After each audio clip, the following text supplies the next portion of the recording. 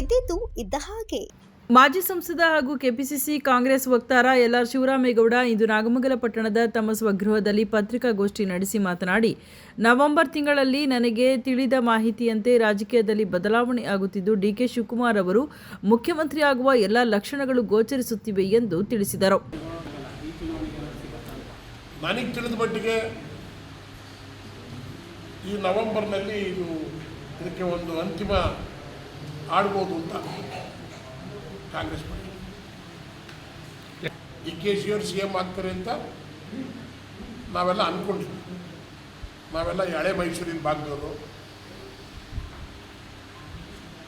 ನಮಗೆ ತಿಳಿದ ಮಟ್ಟಿಗೆ ಹೈಕಮಾಂಡ್ನಲ್ಲಿ 2.5 ವರ್ಷ ಅವರು 2.5 ವರ್ಷ ಇವರು ಅಂತ ಹೇಳಿದರು. ನವೆಂಬರ್ನಲ್ಲಿ ಡಿ.ಕೆ. ಶಿವಕುಮಾರ್ ಮುಖ್ಯಮಂತ್ರಿ ಆಗ್ತಾರೆ ಅಂತ ನಿಮ್ಮ ಹಾಗೆ ಆಗ್ತಾರೆ ಅನ್ನೋದು ನಮಗೆ ಒಂದು ಈ ಸಿಕ್ಕಿರ್ತಕ್ಕಂಥ ಮಾಹಿತಿ. ಅವ್ರು ಆಗಬೇಕು ಅನ್ನೋದು ನಮ್ಮ ಮನೆ, ಅದರಲ್ಲೇ ನನ್ನ ಮನೆ.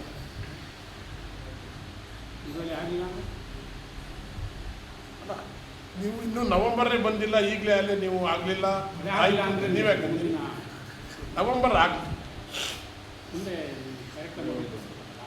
ಗುಡಿ. ಅದನ್ನ ಒಳ್ಳೇದು ಯೋಚನೆ ಮಾಡಿ ನೀವು ಪತ್ರಕರ್ತರುಗಳು. ಬರೀ ಲೆಫ್ಟೇ ಯೋಚನೆ ಮಾಡಿದ್ರೆ ಈಗ ರೈಟ್ ಸ್ವಲ್ಪ ಯೋಚನೆ ಮಾಡಿ. ಕರೆಕ್ಟ್ ಪಾತ್ರದಲ್ಲಿ ಹೋಯ್ತಾ ಇದೆ ಸರ್ಕಾರ. ಇದನ್ನೇನು ಯೋಚನೆ ಮಾಡಿ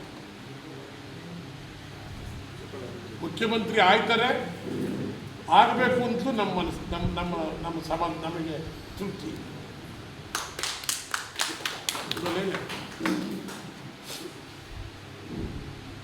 ಪಕ್ಷದ ವರಿಷ್ಠರ ನಿರ್ಧಾರಕ್ಕೆ ಬದ್ಧವಾಗಿದ್ದು ನವೆಂಬರ್ನಲ್ಲಿ ಅಧಿಕಾರ ಬದಲಾವಣೆ ಹಾಗೂ ಸಂಭವವಿದೆ ಎಂದು ಪತ್ರಿಕಾಗೋಷ್ಠಿಯಲ್ಲಿ ತಿಳಿಸಿದ್ದಾರೆ.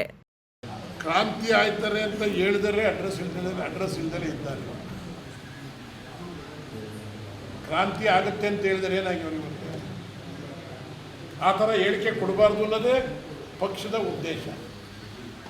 ಇವತ್ತು ಡಿ.ಕೆ. ಶಿವಕುಮಾರ್ ಅವರು ಮುಖ್ಯಮಂತ್ರಿ ಆಗಬೇಕು ಅನ್ನೋದ್ರಲ್ಲಿ ಎರಡನೇ ಮಾತಿಲ್ಲ. ಅದನ್ನು ತೀರ್ಮಾನ ಮಾಡೋರು ಯಾರು? ಹೈಕಮಾಂಡ್ ಅವರು ಯಾವಾಗ ಯಾವ ಹಂತದಲ್ಲಿ ಏನು ಮಾಡಬೇಕು ಅಂತ ಗೊತ್ತಿಲ್ಲ. ಅವರು ಎಲ್ಲರನ್ನೂ ಪಕ್ಷವನ್ನು ಹೆಂಗೆ ತಂದುಕೊಂಡು ಹೋಗಬೇಕು, ಮುಖ್ಯಮಂತ್ರಿ ಉಪಮುಖ್ಯಮಂತ್ರಿಯವ್ರನ್ನ ಹೆಂಗೆ ತಗೊಂಡು ಹೋಗಬೇಕು, ನಾವೇನು ಮಾಡಬೇಕು ಅನ್ನೋದು ಕಾಂಗ್ರೆಸ್ ಪಕ್ಷಕ್ಕೆ ಯಾರು ಇದೆ.